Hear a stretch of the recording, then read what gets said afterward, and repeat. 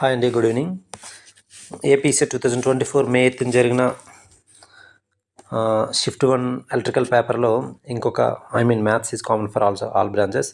Shift 1లో జరిగిన ఇంకొక డిఫరెన్షియల్ ఈక్వేషన్ కోసం చూస్తే the differential equation of the family of curves అన్నాడు. అంటే మన భాషలో చెప్పాలంటే సొల్యూషన్ ఇచ్చాడు, దీని యొక్క డిఫరెన్షియల్ ఈక్వేషన్ ఫార్మాట్ అడుగుతున్నాడు.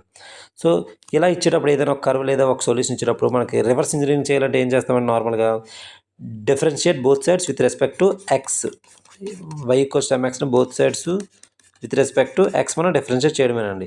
సో వైని డిఫరెన్షియేట్ చేస్తే ఏమొస్తుందండి, dy by X equals to, ఇది ఏ ఫార్మాట్లో ఉందండి, ఎమ్ ఇంటూ ఎక్స్ని డిఫరెన్షియేట్ ఎట్లా చేస్తాం, డెరివేటివ్ ఆఫ్ యువి, దానికి ఫార్ములా ఏమొస్తుందండి, విడియు ప్లస్ యుడివి, అంటే ఏమొస్తుందండి M into derivative of X with respect X ఏమవుతుంది 1 అవుతుంది, plus X into derivative of M అంటే derivative of constant that is 0.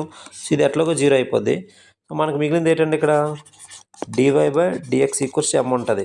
So ఇదో ఈక్వేషన్ 2 అనుకుంటే ఎమ్ ఇక్కడ ఎంతకు సమానం అవుతుందండి, ఇక్కడ దేనికి ఈక్వల్ అవుతుంది, M equals to we can write it as Y by ఎక్స్కి సమానం అవుతుంది.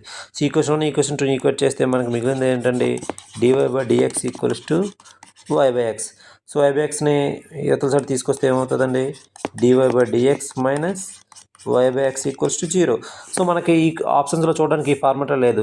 ఏ ఫార్మాట్లో ఉందంటే ఈ టోటల్ ఈక్వేషన్ని ఎక్స్తో మల్టిప్లై చేసామనుకోండి, టోటల్గా బోత్ సైడ్స్ ఎక్స్తో మల్టిప్లై చేస్తే ఎక్స్ డివై బై డిఎక్స్